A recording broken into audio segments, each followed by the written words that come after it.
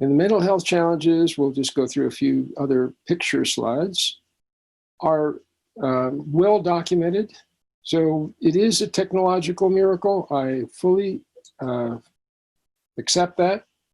But it's a technological miracle that is challenging mental health. And I'll start to describe how that happens. Okay, let's go through the next slide, which is the social non-distancing slide, and then the one after that, which is how even your pet could be subject to a kind of interruption in terms of smartphone activity. Next slide. Now, nobody likes statistics about depression and psychological problems. I don't. I'd much rather talk about the positive statistics.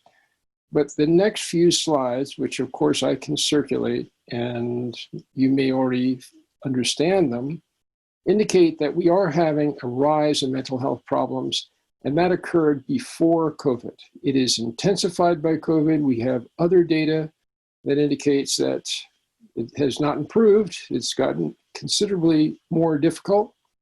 But basically, when we look at youth mental health especially, we see an increase, a sizable increase. This is not just a blip in the statistical world. These are market trends, and they've been with us for multiple years. So let's just go through the next slide.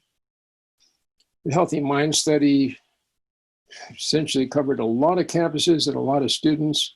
And the rate of mental health treatment increased from 19% to 34%, of course, can be understood as somewhat more accessibility, but not, that's not really the major cause. The cause is the identification of people being stressed out, feeling like they do have a mental health disorder, which is no casual experience, and of course the rise in all kinds of negative ideation. Next slide. So we were dealing with sizable statistics. I've been aware of this for multiple years.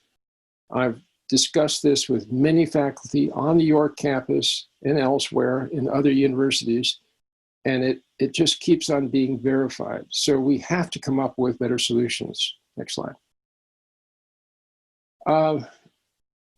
You may not know of my previous work, but basically I have addressed depression with mindfulness and cognitive therapy approaches successfully. So that is the good news.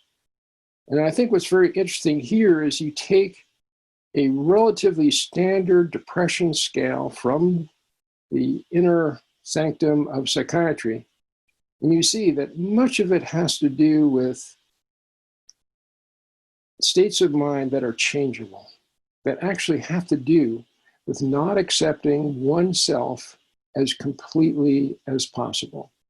I'm going to go into elaborate on that theme. Next slide.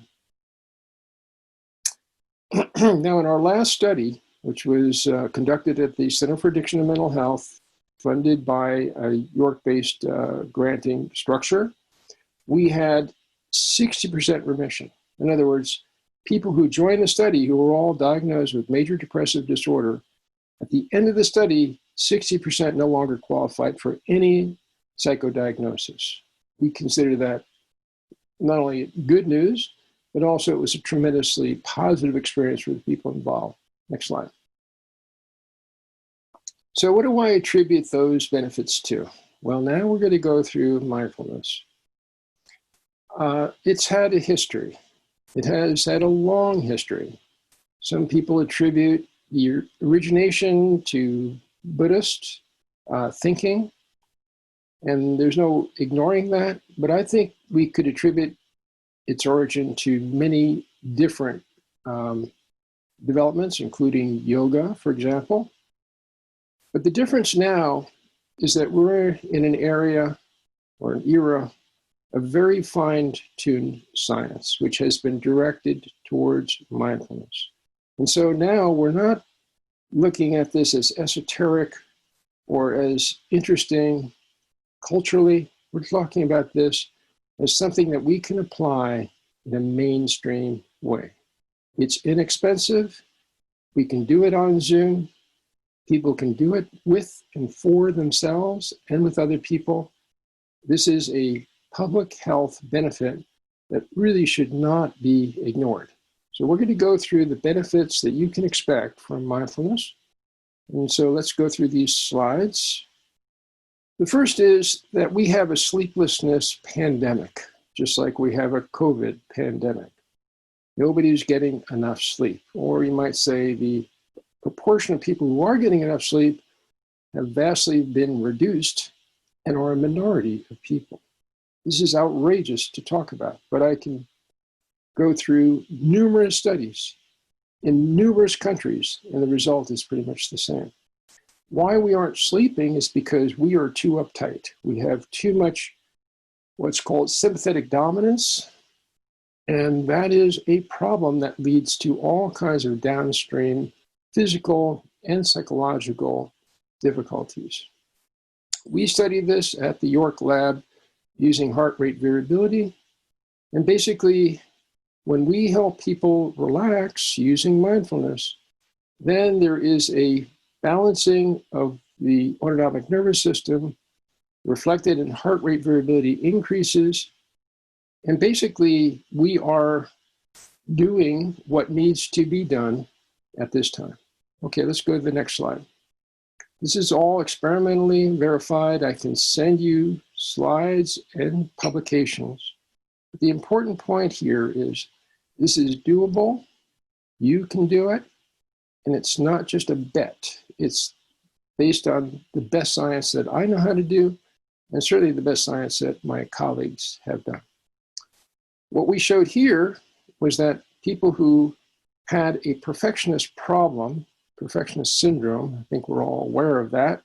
You try too hard and you have expectations that are unrealistic, and therefore you are basically putting yourself in an impossible situation over and over again. We take this syndrome quite seriously on campus. We feel like it's a very important target for intervention. 30% of students have this kind of problem. And what we did is we applied a mindfulness intervention. What it shows here, and it's a little hard to explain, but I'll explain it as much as possible.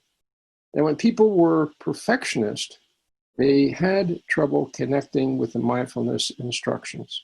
That makes sense. If somebody's asking you to relax and you feel very uptight, then you have a certain resistance to those instructions. Let's go to the next slide. We talk about non-avoidance metacognitively. So let's go to that next slide. And this represents a fundamental shift in psychology, which is really profound in that we are talking about articulately using experimental language, phrases and perspectives that were considered spiritual in a previous era. No longer. We actually have the language to talk about it very precisely. Metacognition research essentially talks about how one's perspective about life shifts so that your thinking, rather than being subject, becomes object. You can think about your thinking, and therefore you have choice about what to think. And the de-identification with particular thoughts leads to more cognitive flexibility. I'm sure all of this is very much familiar to people who are innovators, because basically they are dealing with people who have fixed thoughts about how certain traditional structures must remain, and they're trying to change those thoughts, and they realize the cognitive inflexibility of certain people. Well, the most important thing is to recognize our own cognitive inflexibility. And that is what happens in metacognitive awareness, where basically in a mindfulness session, you are looking at your own thoughts, not necessarily judging them harshly, but reviewing them and then letting go of the experience of reviewing them. Next slide. Now, this is very important for anybody who has either an inflammatory problem or some kind of chronic pain that proceed. So this is the fairly well-known finding that mindfulness has an anti-inflammatory effect. Let's go to the next slide. Now, what's different now is that we're dealing with the fine-tuned biochemistry and neurophysiology that shows that this very simple method actually has an anti-inflammatory effect. So for those of us who might have a chronic pain condition that might have to take anti-inflammatories, this finding indicates that they may not be necessary, or they could be supplemented by your own use of mindfulness. Okay, next slide. And a slide after that. Now, there was a time when mindfulness was not a familiar word, when you never saw it in newspapers. It wasn't really something you would even communicate about that much. Now these three syllables have captured the popular imagination. That doesn't mean that people are using it beneficially, but they are certainly talking about it. And one of the important points is that this is a way to actualize the experience of compassion, which starts with compassion for yourself. Now, some people might say, well, I don't really need to do that. That sounds too complicated. But that is not what we see in terms of the mental health data. We are not accepting ourselves because we're simply putting ourselves into hyper-competitive mode, probably stimulated by internet interactions. We can go into that at a later time. The most important point here is that mindfulness actually has a direct effect on whatever happens in our minds that have to do with threat and have to do with self-devaluation. This is an indication at a neurophysiological level of what changes occurred. Next slide. Anxiety reduction, mood elevation, that's what we all want. And for this slide, I go back to our study where basically we reduced anxiety. And next slide, we reduced depression at twice the typical large effect size. This was surprising even to us, but very much pleasing. We believed in the methods that we were conveying, and in fact, they worked. And this was a population who had major depressive disorder, probably way more depressed than you have experienced yourself. So this works at the more severe levels, therefore it can work at the more mild levels.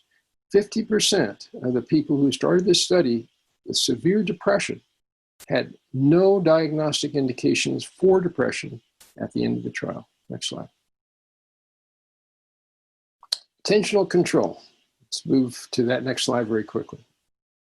We're at, for the most part, a university. We're involved in trying to help this culture progress to the point where it is thriving rather than self-destructing. And we do have a lot of challenges ahead. We have the COVID crisis to resolve. We have the ecological crisis to resolve. We have Black Lives Matter crises to resolve. None of them can be ignored. They are here to stay, and we must address them. So we need as much intelligence as we can muster. And the mistake that most people make is that if I do mindfulness, I'll relax, maybe, but I'm going to get slower cognitively. I'm going to get less intelligent. I'm going to be less competitive. Wrong, wrong, wrong. And these are studies that represent why it's wrong. Working memory, which is the basic tool that you use in school, in all study, in all business transactions, in all human transactions, is improved with mindfulness. And one of the dramatic studies was the graduate record exam performance. I'm no fan of the graduate record exam. It's a tough exam. They're basically meditators who were randomized to the meditation arm when compared to the control arm that didn't do meditation, had significantly better GRE scores. So that just corroborates all the data on attentional control, on being able to process information more quickly, more completely, with more insight. Next slide. Okay, so here is the sleep epidemic or pandemic. And this is, again, from the Journal of American Medical Association for internal medicine, not for mindfulness, not even for psychology. where they simply took the best approach to sleep hygiene that exists, according to the statistics, and added a mindfulness awareness practice to it. There was no question. The mindfulness awareness practice added approach was significantly better in terms of sleep quality. You need to sleep well. And mindfulness is a way of addressing whatever sleep problems you may be having. Next slide. Okay, so we are in an immunological crisis because there is a virus out there circulating which can do a lot of damage. Let's not make any mistakes. The current knowledge, which is being peer-reviewed, is that it has changed to being a more infectious mutation. And that is true for viruses. They are brilliant in terms of repair of their structures, in terms of essentially finding places to live and thrive and reproduce, which is a human body at times. The AIDS virus was known to repair itself over a 9-year period, which is just amazing. But if you want to see evolution in action, that is what happens in terms of viral activity. You can boost your immune system using mindfulness. It has been researched for many years. It's being researched in very fine-tuned ways. You want as much immune function in terms of the right biochemicals, in terms of lymphocytes. It's all reflected. Yes, it improves with mindfulness. Okay, next slide. So there you have 8 pathways of mindfulness. And now I want to help you examine and experience those 8 pathways. And probably the biggest problem we're going to have, we usually have, is that it's going to seem too simple to you, okay? I'm a research scientist. I'm currently writing a grant. I do a lot of hard intellectual labor. I understand that the simplicity could make you a little bit contemptuous of this process, but please examine how it may be helpful to you.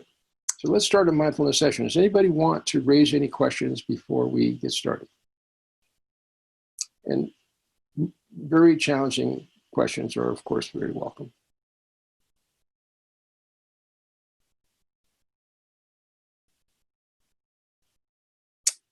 Okay, you can always ask challenging questions after we do mindfulness. You may have better challenging questions. So let's get started. Okay, you'll notice that I'm closing my eyes. That's something that you, of course, can do. What we want to do is limit for a period of time visual stimulation. We are the most visually stimulated population to ever be on this planet.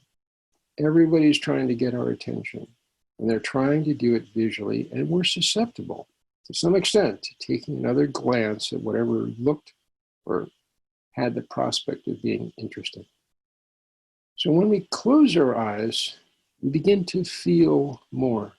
It's just a change in brain function, very simple.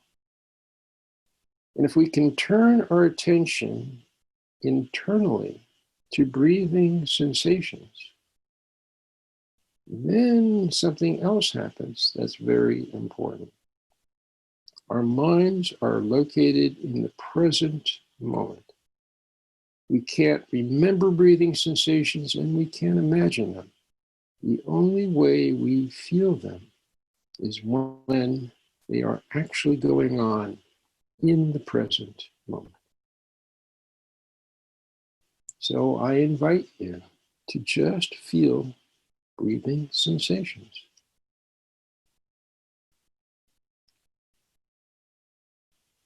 In a few moments of becoming more sensitive to your own breathing essentially helps you see that every time we breathe out, there is a relaxation effect.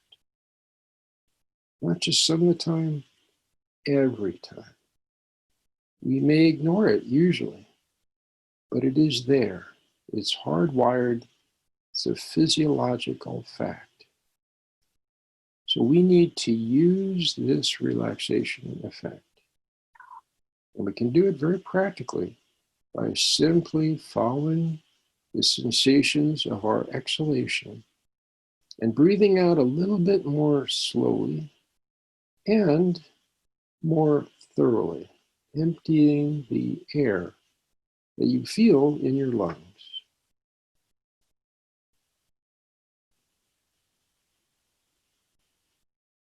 And you will notice that as you breathe out with more thoroughness, it sets up a more complete inhalation as well.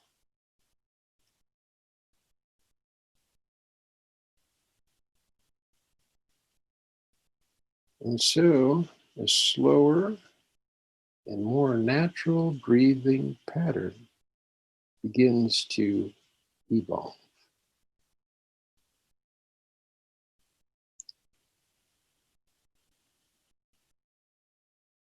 You may have some resistance to the relaxation effect. Just note that and realize that that brings us to the next step of mindfulness, which is no matter how much we might want to relax and use this method of paying attention to breathing sensations, our minds have limited attentional control, meaning our minds jump somewhere else, usually to the future, what's going to happen at 1 o'clock, or to the past. How was this weekend? This is normal and natural, nothing that you need to be worried about. When your mind jumps into a distraction, it's doing what it has been genetically programmed, genetically evolved to do. So we just accept these distractions. They happen. But then we have a choice. We can bring attention back to breathing sensations, or we can go on wandering off into other thoughts.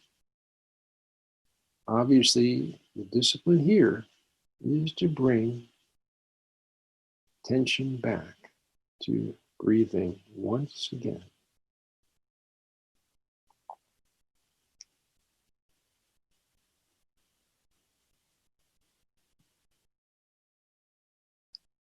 I use lots of metaphors to represent this discipline because it is very important to the mindfulness benefits we have already reviewed. If you're a basketball player, you take foul shots. You try to get a basket from 10 feet away.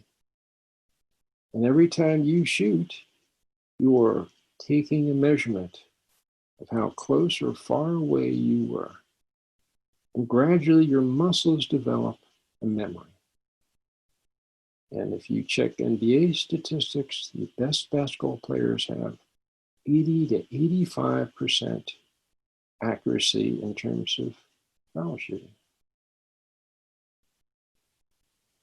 Bringing attention back to breathing sensations is the equivalent of foul shooting in basketball. It's us developing the attentional control to bring our attention back to where we started, breathing sensations. And most importantly, to bring our attention back to the present moment.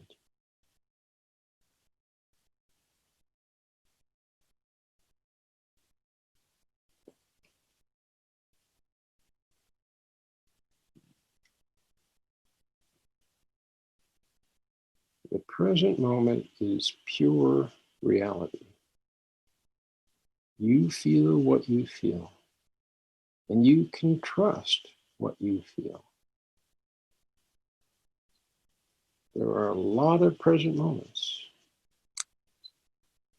Each one represents the most important reality we are ever exposed to.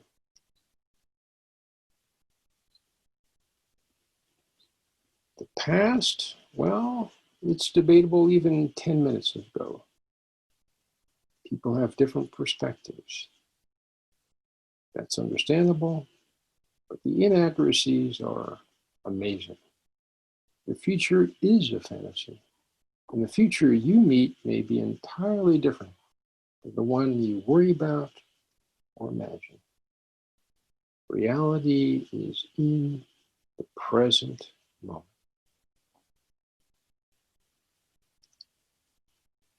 And once we begin to develop some facility for bringing ourselves back to breathing and the present moment, then changes start happening.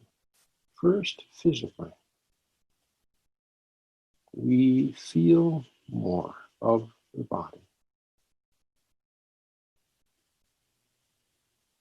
And as we feel the body more, we recognize areas of tension. And through mindfulness, we can relax all those areas of tension.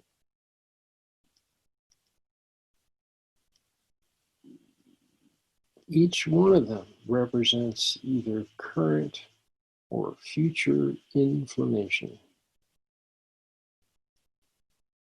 In the 21st century, your body needs to be soothed.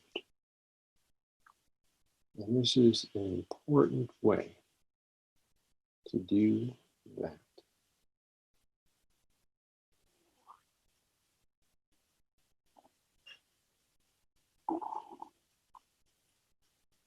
How do we relax these tensions? Well, when we breathe out, we are essentially letting go of the breath.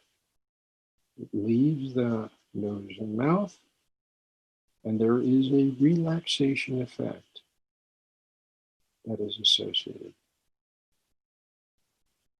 The same process happens when we focus on an area of tension, and when we breathe through that area of tension, realizing that it is dispersing, that we can let it go and it can leave the body.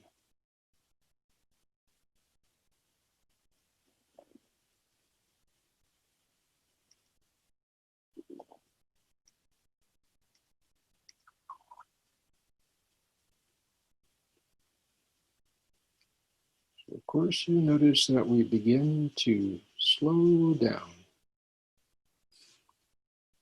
that the instructions are slower.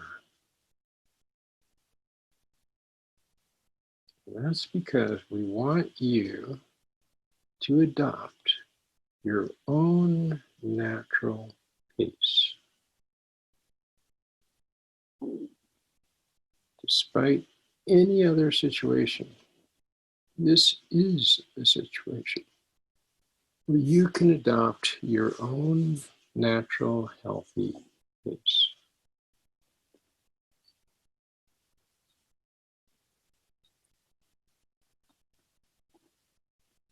Your own rhythm of breathing.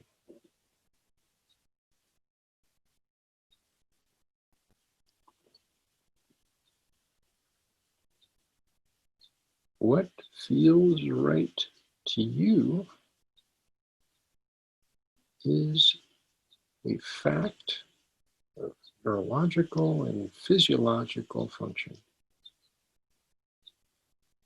You can trust it. It will help you as you follow those signals.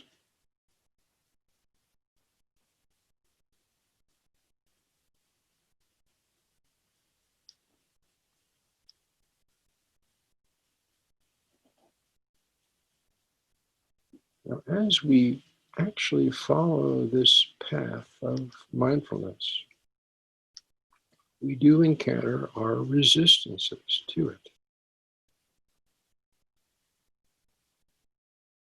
Sometimes it feels like going slower is going to ultimately make us less able, less competitive.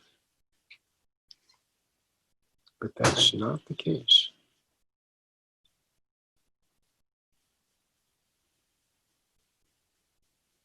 We are simply now being sensitive to and responsive to the signals of health that occur in the body.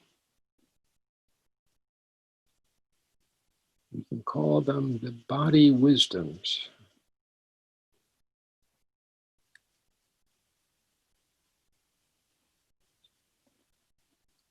And as we relax and as we bring attention back to breathing sensations,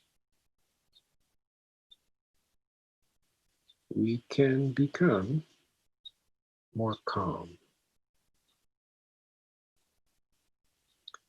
more peaceful.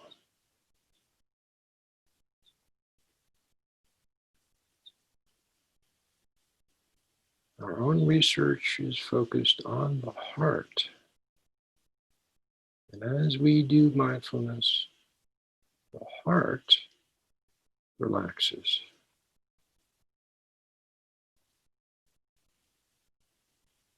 And it beats in a different way. A way which is more coordinated with the autonomic nervous system, more balanced. And we can feel that balance.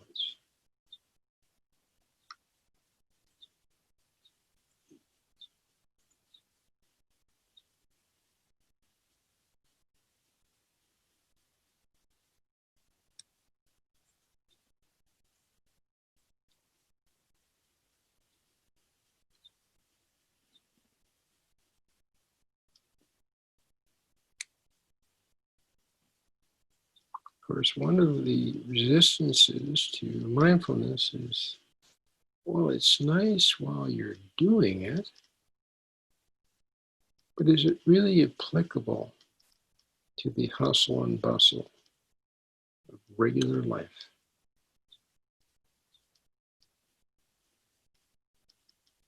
And the answer is yes.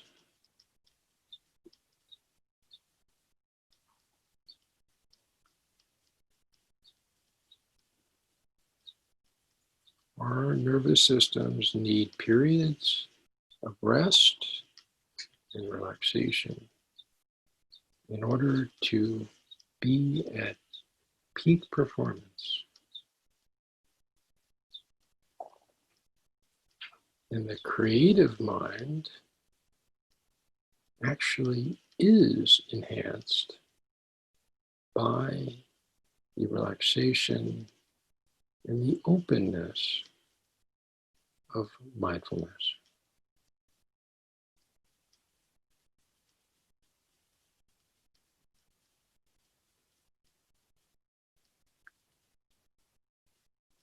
We can think about just about anything in a better way, in a more creative way, and very likely in a more peaceful way.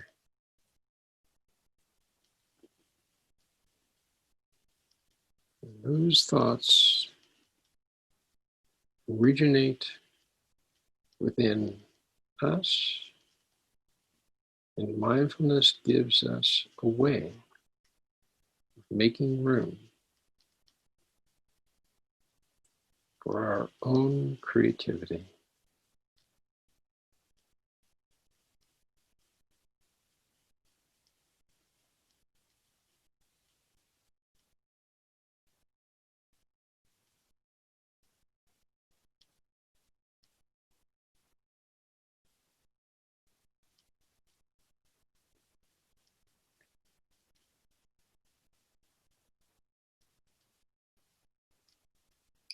just a few more minutes. A few minutes to compare. To ask yourself, do you feel better? Is this a more preferred state of mind and body?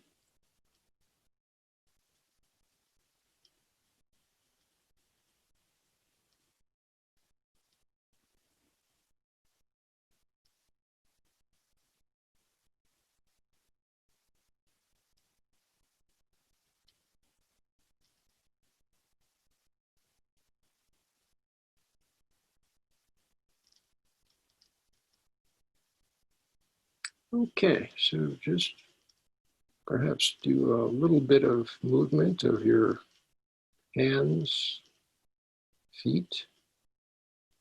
If it feels good to do a stretch, please do one.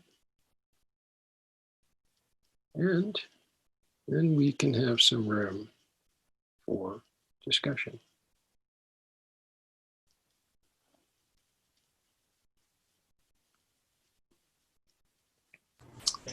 And by virtue of discussion, we do mindfulness sessions online 5 days a week. And you are welcome to come to one or more to develop a practice that will be helpful. It will address whatever you consider to be a problem. Paul, I have a question. This is Carolyn. Yeah, I wonder if you could talk about the differences between guided meditation and unguided meditation, and what the benefits or drawbacks might be of guided. Okay, very good question, and I'm sure one that everybody's interested in. So what you just went through was a version of guided, but also a version of unguided. So a purely guided session would not essentially refer back to your own adjustments. In our case, what we're trying to do is help you become more sensitive to what actually feels right to you. So within the suggestion, for example, to breathe more slowly, to accent the exhaling breath and feel the relaxation effect, there's a lot of room for how you uniquely do that. How much you breathe out, what pace you adopt. We advocate adopting a natural pace, something that feels right to you as far as you can feel that. Now, within the whole practice of meditation, there are situations where people just simply ring a bell, and then people meditate for a half an hour, 40 minutes, and so on. And some of these situations have actually made their way online, where you can essentially obtain that bell ringing and interval time. And that, you might say, provides a more unguided approach, where you're just simply there with yourself and you see what evolves.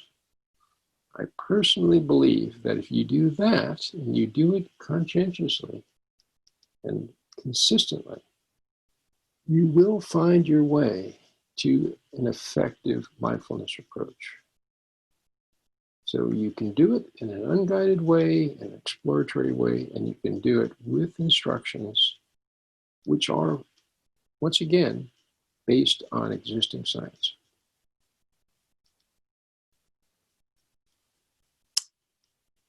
Thank you.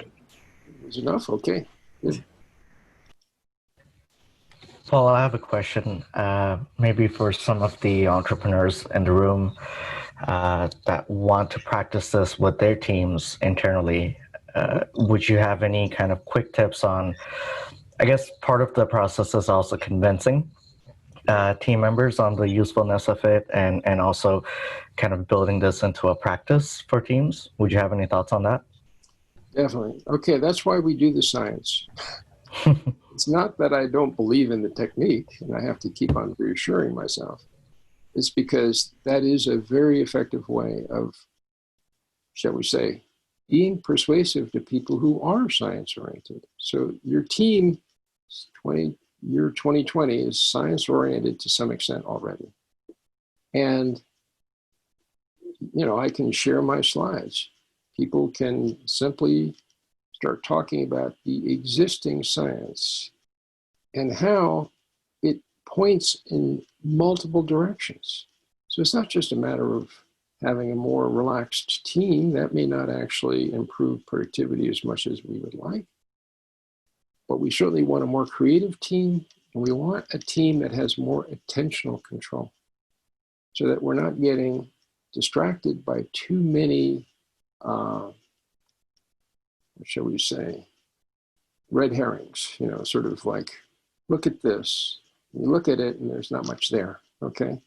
So basically we all have an investigative orientation, but for the most part, we want to have attentional control so that we can stay looking at what we need to look at the right depth so we really understand what's going on. Now, you're reading the news just like me. There's an amazing amount of superficial thinking these days. Amazing amount, especially around the COVID pandemic. Like, oh, it's not going to affect me. Oh, the science is not relevant to me. Well, that's because people are not taking that time that they need to think in depth. Mindfulness is a way of stimulating that activity.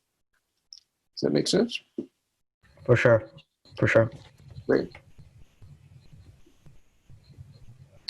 Also, if anybody's had a negative experience with mindfulness, please share it, because I do believe that we need to address the full spectrum of experiences, however they are, whatever they are. I guess I could mention something that I think is a common problem. Yeah. What would you say to somebody who feels that they just simply think too much, and so many thoughts are happening that it starts to come into question whether the session of mindfulness was really very productive? Great question. First of all, that's more common than we might think. The term in cognitive behavioral therapy is overthinking. It's a simple term, but it reflects a lot of what happens in our thinking experience. And we know when we're doing it. It may be anxiety driven, but we're just, you know, overdoing whatever the thinking that is relevant might be. So what's the solution? Well, that thinking is excessive because it goes back to the imbalance of your autonomic nervous system. If you as an organism feel, you know, threatened, then you're going to think in a threatened way. And from the perspective of threat, you can't think too fast. You've got to come up with a solution, a safety or solution. And you don't know how much time you have. So basically a threat-based perspective always proceeds very quickly. So, you know, we deal with people who have post-traumatic stress disorder, where they have been exposed to situations where they were in extreme threat. And there is a tendency to remember and even re-experience in flashbacks that kind of experience. We all need to become more calm. We especially need to become more calm in relation to those situations where we have been conditioned through different events to be anxious. That will slow down our thinking. The grant I'm currently writing is to focus on people who have had the COVID infection or are currently infected and are significantly depressed. And well, depression is an awful condition by itself, but you add an ambiguous illness that may have longer term consequences that are currently being publicized, then you have a much more difficult situation. So we have to think in the proper depth, but according to the existing science, this comes from the only psychologist to ever win a Nobel Prize, the faster thinking we do tends to be superficial and non-productive.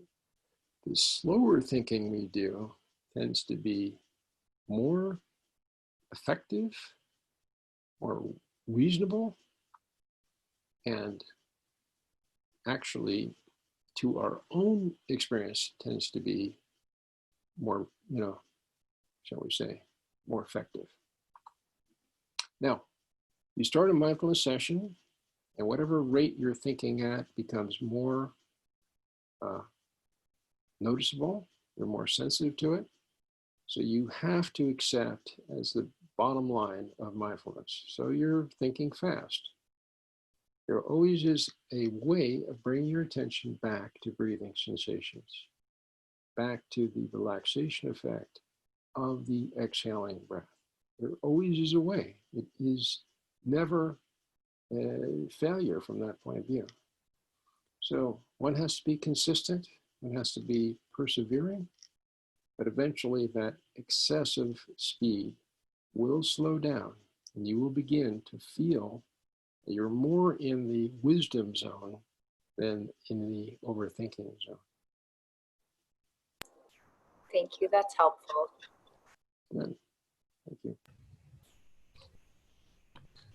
I guess, are there any other questions from folks here? I could ask one. Oh, good. Okay. Paul, you alluded briefly to creativity. I mean, for innovation, important part of that is creativity. Creativity is often associated with the arts, but it's very important in very technical subjects or if any major or important work is going to get done, there has to be a lot of creativity in whatever human endeavor.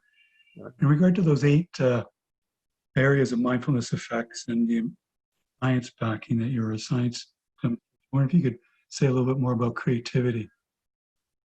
Great. Well, I think that we're coming out of the dark ages of thinking, in the sense that, some people are creative and some people aren't. And I think that's entirely wrong. I think we're all creative. Now the question is, where do we target our creativity, and how do we respect it? How do we actually respect it to the point where we can refine it, where we can actually develop increment by increment an area of endeavor that is truly creative? And you made a very important connection. Innovation is always creative.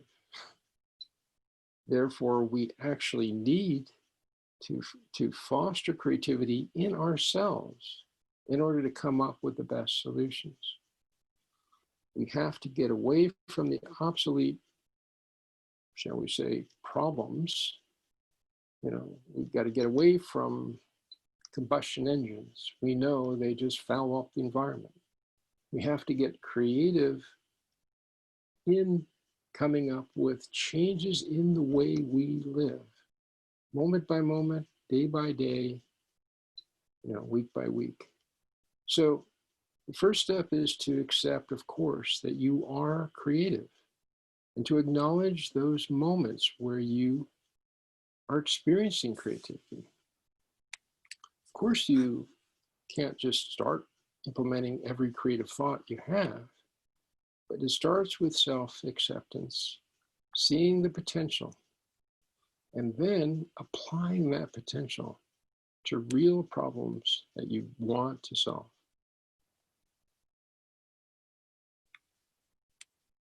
By the way, Hugh is a statistician, and he solves a lot of problems. and very creatively too. Very appreciative.